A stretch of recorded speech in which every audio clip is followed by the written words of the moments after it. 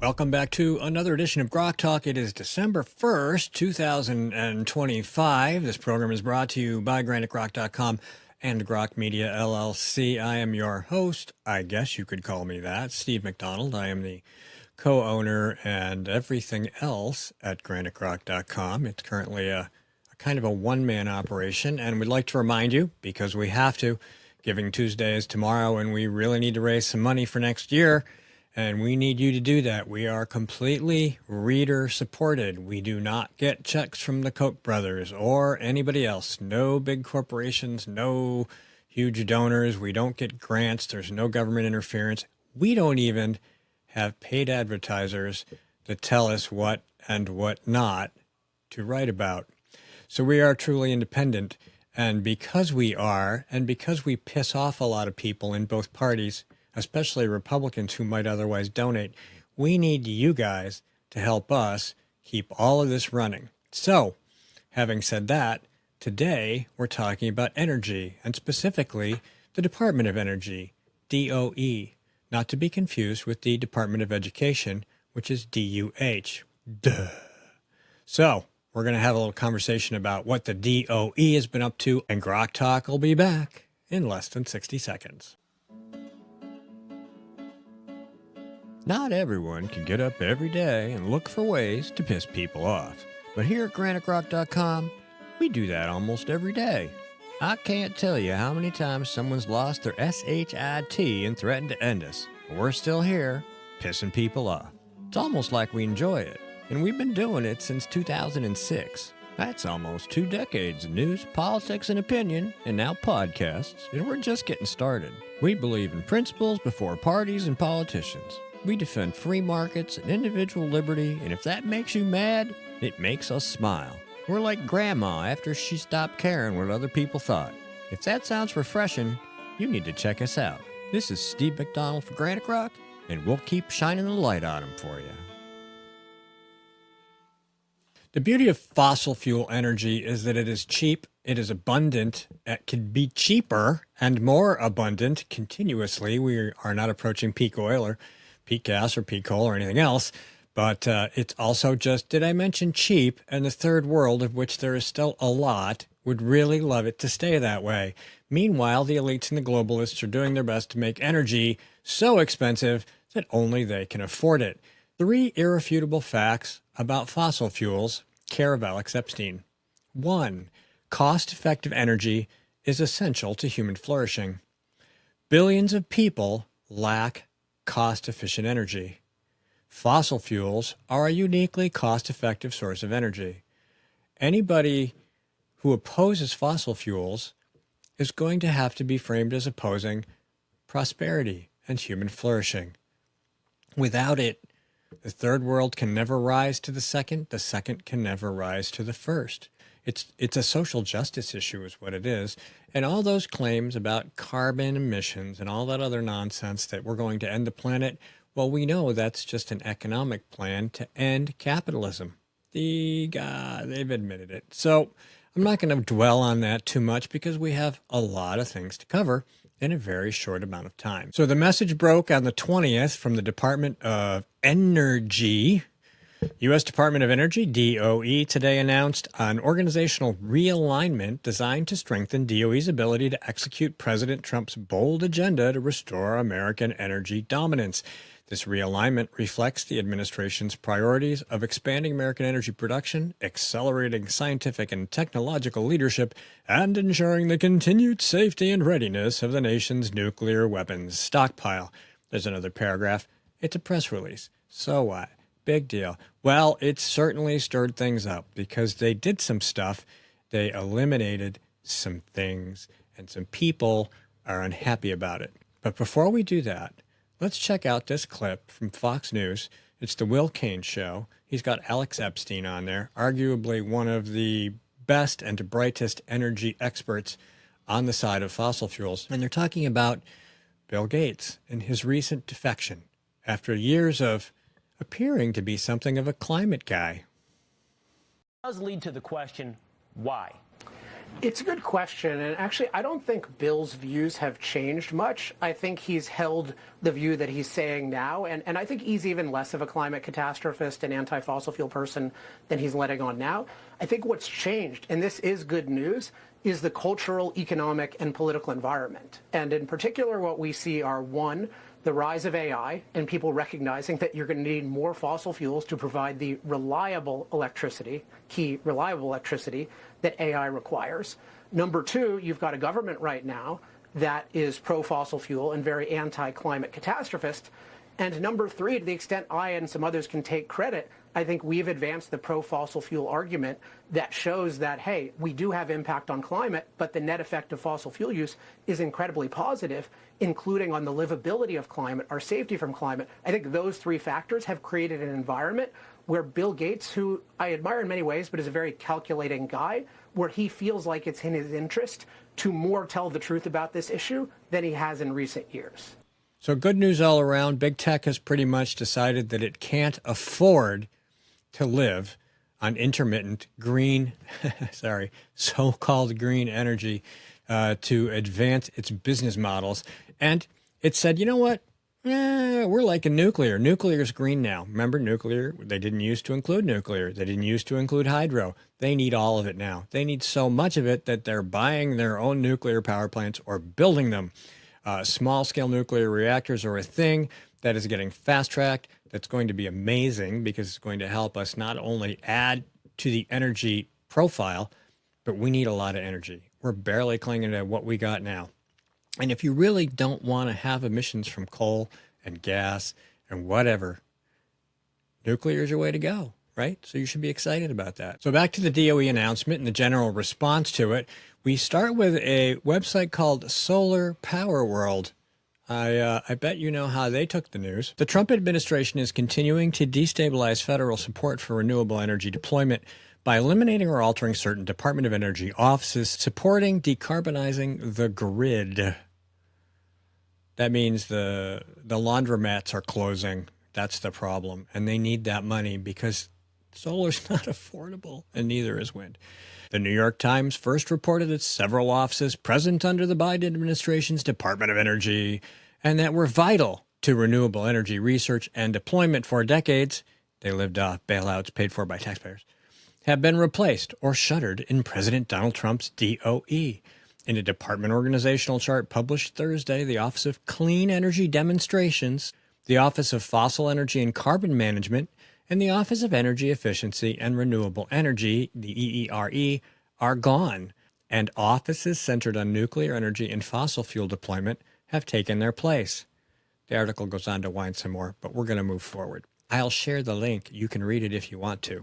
So we have a picture of this chart. I'm going to throw it up here. You can't really see a lot, but if you look under the Office of the Undersecretary of Energy, you'll notice something called the Office of Energy Dominance. Oh, I love that. That's like the Department of War. This is what we're here for. We exist to dominate energy. All right, over at oilprice.com, which, believe it or not, is not as pro-oil as you'd think, the DOE posted a revised organizational chart this month, which no longer shows the Office of Clean Energy Demonstrations, the Office of Manufacturing and Energy Supply Chains, or the Grid Deployment Office. Those are some new ones we didn't hear in the last press release, which have previously provided financial support for clean energy sectors. This follows moves by Trump earlier in the year to cut Biden-era funding destined for decarbonization projects. The efforts by the Trump administration to rein in clean energy spending and reduce environmental protections, that's awfully presumptive, doubled down on President Trump's goal to roll back the aims outlined in Biden's climate policies, which was to waste money for nothing, in favor of the expansion of U.S. fossil fuels. However, we will likely see pushback from environmental organizations and communities across the country who oppose these moves. The offices are gone. The people have been moved or relieved of duty. They probably sold off the space and the desks already. You are not going to get them back. Period. They're gone. Doged. Get used to it. Anyway, a lot of people are pissed about this. They're just, well, I don't know, pissed. They're just like, oh my God, what do we do? All our free money's going away. I don't know. I'm going to cry in my green tea. Last week, this is from the Federation of American Scientists. I'm very suspicious about whether any scientists are actually involved here. Last week, the U.S. Department of Energy unveiled a sweeping reorganization aimed at strengthening efficiency and unleashing American energy dominance. While these ambitions sound bold, accelerating technology, expanding energy production, and cutting bureaucracy, the structural changes inspire more questions than confidence. No, they really don't. My question is, why didn't you do it sooner, and could we please have more? The new alignment signals a clear shift in priorities. Yeah, baby. Offices dedicated to clean energy and energy efficiency have been renamed, consolidated, or eliminated, while new divisions elevate hydrocarbons, fusion, and a combined office of AI and quantum. In total, 9 offices with mission-critical responsibilities, mission-critical to laundering money from taxpayers into useless green energy projects, been dismantled as part of the restructuring, implementing much of the restructuring proposal outlined in Project 2025. Dun, dun, dun! And fundamentally reshaping the agency's role in advancing clean energy innovation. The Department of Energy's primary role is not advancing clean energy innovation. It is to regulate the energy sector. It is not to run it, to define it, to fund it. It is not. It's still doing too much. We need to do less at the Department of Energy. This realignment comes on the heels of nearly a year of capacity cuts that have already strained the agency. Actually, as in cutting the deadweight, as in the office now emits less than it did when Trump took over. Several thousand members of the DOE workforce have departed amid this administration's DOGE-driven efforts, leaving critical functions understaffed. I doubt it. Institutional knowledge depleted. On green energy, if we don't want it, who gives a rat's ass? And staff morale undermined. Good. It's the green energy staff. We want their morale undermined. The erosion of large-scale demonstration and deployment capacity and the structures that supported it, again, money laundering operations, raises serious concerns about DOE's ability to drive energy innovation at scale and implement real-world infrastructure upgrades. Let's just slow down, back up. Where's that damn chart? Here it is. Office of Energy Dominance. That's the only thing you need to know. That takes care of all of that right there. Okay, so where did I leave off? Oh, at the same time, sectors that rely on DOE support, people who take the laundered money, are witnessing a general loss of capacity at the agency, eroding trust in government and its ability to deliver on its stated mission. Again, the Department of Energy does not exist to prop up your individual personal preference in energy. It's to come up with ways to power America to prosperity, not to power it down to inefficiency, insecurity, and dependency. And that's where we were going under Biden. Now we're going the other way. We shouldn't have to rely on foreigners for fuel, because then we'll be relying on them for everything. And that is not the best way to defend a nation. And if I remember correctly, the federal government doesn't have a lot of actual responsibilities, but one of them is to defend the homeland, to actually defend it. So anyway, I'm rambling on and on and on, rambling on and on and on, rambling on and on and on. So generally, these moves are outstanding. This is great news. The Department of Energy has been obviously working on other things, and there's a lot of nonsense going on. The regulations from EPA, they're trying to coordinate and work and peel some things back and just get the government out of the way at the federal level. States like California or Oregon or Washington or New York or New Jersey can do whatever it is they do at the state level that they're allowed to do to interfere with progress, prosperity, and human flourishing.